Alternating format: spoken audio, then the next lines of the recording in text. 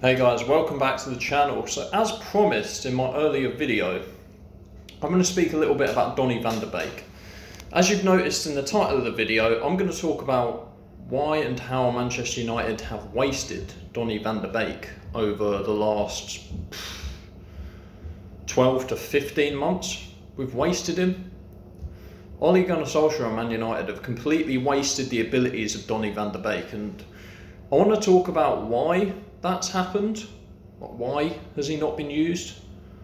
I want to address a few other things as well, as in what I think he could add to the team and what I actually think the future holds for Donny Van De Beek at Manchester United. And again, these are only my opinions, so it's not like I'm saying I'm right and everyone else is wrong, but I've based my opinions on what I believe are the facts. So we'll go through the facts first. Before I begin, by the way, could you please take a minute to subscribe to my video? I'm pretty close to 1,000 subscribers and I'd very much appreciate the further support. Thank you to the 924 that are already subscribed to me. Thank you to everyone. Right, Donny Van De Beek then. So Manchester United have wasted this guy. And there's a few reasons why it could be. But what I want to do first of all is talk about when he first signed for us. So Donny Van De Beek was signed, and when he was signed for Manchester United, many people, myself included, believed that he was a direct replacement for Paul Pogba, and the fact that we had signed Donny Van De Beek meant that Paul Pogba was definitely leaving. However, that never happened. So then we kind of began to wonder, well, what was the plan? What was the plan for Donny Van De Beek? You know, was it a mistake? Did some kind of Pogba deal fall through? I mean, let's face it, the teams that want him generally come from Spain, or they're PSG. And Pogba, as I understand it, comes from a family of Marseille fans, has no interest in going to PSG because the way that their club is set up at the moment is not a challenge. So he was never really going to go there. Real Madrid and Barcelona no longer have the financial capability to pay his wages. Despite having a duopoly over the whole of La Liga, they no longer have the financial capability. And the reason why that is because that whole league has really struggled with the viewership and numbers since lockdown. They've really struggled financially. They've not been able to pull themselves out of the hole the way that some of the other leagues, such as Serie A and obviously the Premier League, have been able to do. So we signed him for 40 million. So I thought, okay, Pogba's leaving. He doesn't leave. However, when Pogba got injured that season, he still didn't play. We played McTominay and Fred in the centre of midfield, game after game after game, watching this fucking dry-ass square passing where no one was ever moving the ball forward. And don't get me wrong, I'm not saying you can move the ball forward all the time, but the reality is when we had Sir Alex Ferguson, and granted, he was blessed with some amazing squads, like the 94 squad, 99 squad. However, some of the later squads that Sir Alex Ferguson had weren't all that gifted. Yet we always had this way of turning the screw. We would turn the screw on our opponents, and if we weren't battering them 4 or 5-0, we would be passing them to pieces in the centre of midfield. We'd be passing them to pieces by keeping the intensity of passing high. We'd be passing the ball forward, so whenever they had a counter-attack, and it was nipped in the bud, we'd be straight back on them because that pass is going forward. And then whenever we had a ball come out of the box, again, the pass would be going forward. People would be looking to play forward passes. Now, part of that is that we had Michael Carrick in our midfield in those years, who was a very, very underappreciated player. And we no longer have that in our midfield, but we do have the capability of putting some of these players in. So with Fred and McTominay, you don't have any of that. You can't turn the screw on your opponent so they'll get tired and then you'll get a last minute winner to win 1-0. You just aren't going to get that with them because they're just, your opponents are just like watching, oh, the ball's gone over there. Oh, now it's gone over there. So your opponents are just sitting in front of you, watching you play the ball side to side. And then eventually it goes to Wan-Bissaka, who there's no pressure on because his touch isn't always fantastic. And then normally he gets sort of pressed into a corner and then it has to go backwards and sometimes all the way back to De Gea. So our centre midfield needs sorting, and yet we won't play this guy. Like I say, we played Fred and McTominay game after game after game while Pogba was injured. We didn't give Donny Van De Beek any kind of run in the team when he had a chance to. And I'm going to say something quite controversial now. I do believe, when you compare Donny Van De Beek and Pogba, because a lot of people think that's what the debate is. It's not, but a lot of people think it is. They say, oh, well, where would Donny Van De Beek fit in anyway? Because you've got Pogba who can play centre midfield, and they base the argument off the fact that Van De Beek isn't as good as Pogba, which I agree with to a degree. However, consider this for a second. Now, Van De Beek is not the individual that Pogba is. He's not as good on the ball. He's not as strong. He can't take players on like Pogba can. He's not got the same range of passing. He can't play long passes. He can't shoot like Pogba can. He's not a set piece. Well, I don't want to say specialist, but he can't hit a set piece like Pogba can. He just can't strike the ball as well as Pogba can, and he's not as two-footed as Pogba is. Like, all the flashy stuff that Pogba does, Van De Beek can't do any of it, really. I don't want to say any of it, can't do a lot of it. But Van De Beek, in this system that we've got at the moment, is far more well suited than Pogba, in my opinion. And I'll explain why I say this. In my last video, I spoke, because this was the Man United versus Leicester game, right? So I did what I thought the lineup should be for Manchester United versus Leicester. That was what I did on my last video. So I touched on this a little bit. Van De Beek and Pogba, the way that they compare, if you want Pogba in the centre of your midfield, you need a player who can accommodate him. You need the perfect partner for Paul Pogba in order for him to shine. If you don't have that, he's not going to, because he doesn't do that much running. He's not brilliant at receiving the ball, so he's not that good at sort of off the ball positioning, and he's not going to run around making loads of tackles. He's not going to make loads of tackles. He's not going to win the ball that much. He'll win it occasionally. He's not going to win it loads. So you need someone who's going to do all of those things that I've just mentioned next to him in order to accommodate him. However, with someone like Van De Beek, he's got a lot of those deficiencies covered as far as he's a team player. He will make tackles. He will chase back. He is good at receiving the ball. He takes up good positions on the pitch. He'll get in the box. He keeps it simple when he needs to. So he's someone that a lot of those things Pogba doesn't really have, like the positioning and the keeping things simple and all that sort of thing. Van De Beek's got it. And the reality is, we don't have that perfect midfielder that Pogba needs. We don't have it. We've got Fred, McTominay and Matic. Matic is too slow. McTominay probably too slow, but also not good enough at positioning. Not good enough at tackling. Not good enough at playing defensively. Fred, not good enough at passing. Gives the ball away far too much. Not strong enough in the tackle. So you've got three players there that I've just established aren't good enough to fully free up Paul Pogba as the centre midfielder. So there's definitely an argument to be made that Van De Beek is better suited to the double pivot that we've got than Pogba is. If you play him with McTominay or Fred, you've then got a little bit more energy than you get with Pogba, and you've still got some of the creativity. And based on the fact that you've got Bruno Fernandes who can provide creativity, you've got Sancho, you've got Ronaldo, you've got Rashford, you've got Martial on the bench, you've got Greenwood on the bench. All these players can provide creativity. And Pogba isn't always creative. He doesn't always have good games. Whereas with Donny Van De Beek, you know what you're going to get. I'm not saying that Donny Van De Beek is a better player than Paul Pogba. I know damn well that's not the case. I've just mentioned a couple of minutes ago all the things Pogba does better than Donny Van De Beek. However, in terms of the system that we play, Donny's might be a better fit. But we don't know because we've not played him. So my point is, the reason why this has happened, it's possible that we thought Pogba was going to go. Oh, excuse me. It's possible we thought Pogba was going to go. So then we signed Van De Beek as a backup, right? However, another possibility people have said is that Solskjaer doesn't really want him. Solskjaer wanted Grealish. Solskjaer wanted Saul. He couldn't get these players. So he settled on Donny Van De Beek.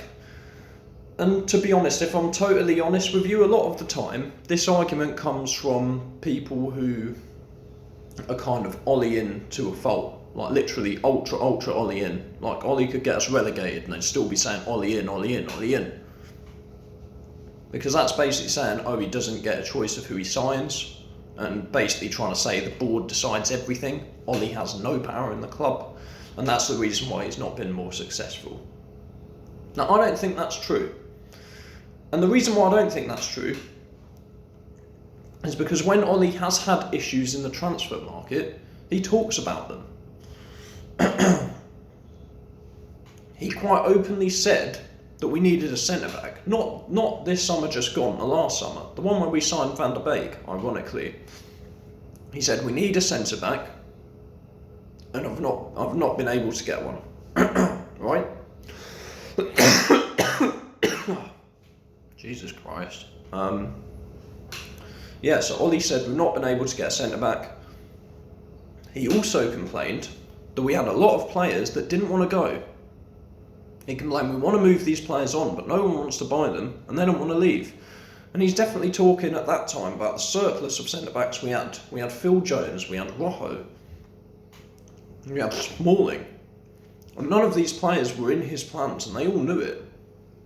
So Ollie was quite honest about those things. Like, I'm not saying that he would come out and say something so against the board that I'm not saying he would get sacked in order to prove a point, but I don't think he's not this soft manager that people think he is. He's not afraid of saying things.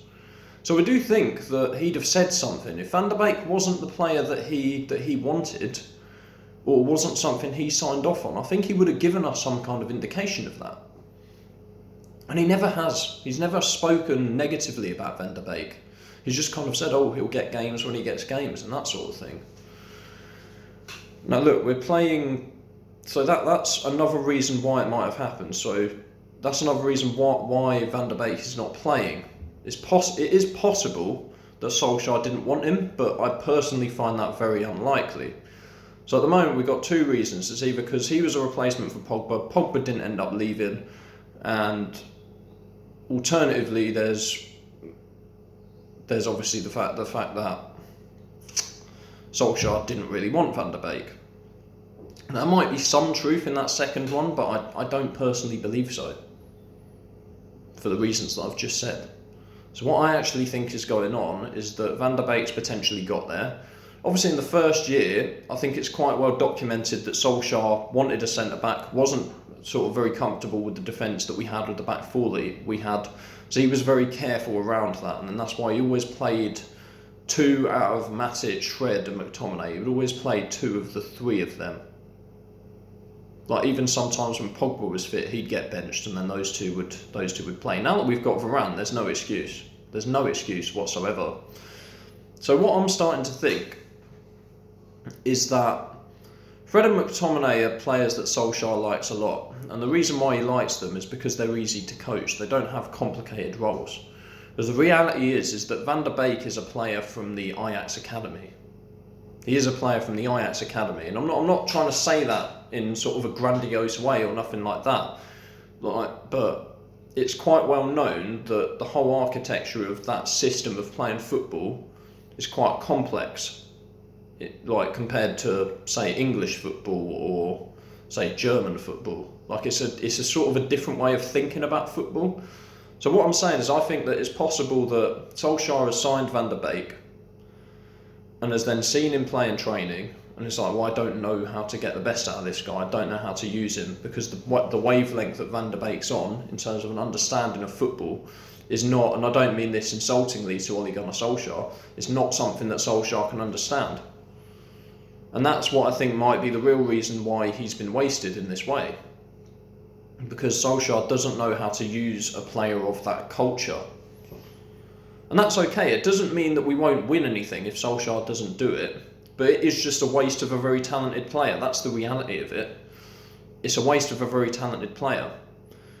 And what I also said I'd go through, I've talked a little bit about how Donny Van De Beek could make United's team better. And I think that to add one more point to that argument, I've not said Van de Beek's better than Pogba. I've said that he might be a better fit for the system. And what I mean by that is that we've already got a lot of players that are sort of reliant on spontaneity, like spontaneous moments where they do amazing things. And then like a whole game of shite, basically. Like Bruno Fernandes comes to mind. Rashford comes to mind. Ronaldo at times comes to mind. Sancho looks a little bit like that. Jadon Sancho looks a little like that. I hope he's not, but he looks a bit like that. As in, what I mean by this is that certain players, they're on the pitch to give you that one moment of brilliance and not much else. Certain players are like that, and you can accommodate one or two of them. We've already got 3 or 4 in our starting lineup. And you can't carry on doing that. Like, the way football is played these days, it's a very systematic game. It's a very tactical game. And you need players that understand that. Otherwise, you can never build a winning system. You can have players that will win games. But I don't think that's enough anymore to win titles and to win trophies or to establish long-term reigns of domination. We've seen it. Like, Man City and Liverpool have both had... In their sort of in the last 5 years, they've been the two teams that have dominated English football largely. And they've both had very clear systems and players that stick to those systems. I wouldn't necessarily call it rigid, but every player knows their role. And it's just a systematic way of, like I said before, turning the screw. They turn the screw and then they make other teams tired. Like, other teams just eventually feel helpless. It's a mental and physical draining of the opponent. And in modern day football, that's what you need to do. You need to have that system in place. And Manchester United don't have that. And it's a combination of a couple of things. OLE he's an inexperienced coach, so that's definitely a factor. But we keep sticking these players in our first team that they're all just there for one individual moment of magic, and then they're gonna give the ball away 500 times in the rest of the game. And you can't always have players like that. You need some balance. Like, you need to have 2 or 3 of them in the team at most, and then you want a few Donny Van De Beeks in there that are just going to be really intelligent on the ball and have excellent football IQ, and just keep things quite simple but still be creative with it. Like, you need a few players that are just going to play a role, and Van De Beek does that better than Pogba, and he does that better than a lot of other players in our team. So that's what he could add. I think he would add some balance to this team, because at the moment you've got Pogba trying to do like moments of magic with the sort of passes and long shooting and all that sort of thing. So you've got a lot going on with that. However, you've also got Bruno Fernandes and Marcus Rashford trying to do exactly the same thing. I don't think it's going to work long term. So that's all I would say about it, basically. Right, in terms of where we are now, so I'm going to wrap this up in a couple of minutes, but I'm just going to conclude by saying I think Van De Beek is going to leave in January. And the reason why I believe that is just because he's being wasted. He knows he's a better player than this. And a lot of other clubs know he's a better player than this. So unless Solskjaer pulls his finger out and starts playing this guy, he's just going to walk. And then Pogba could walk next summer, and then we'll need to sign a whole bunch of new players.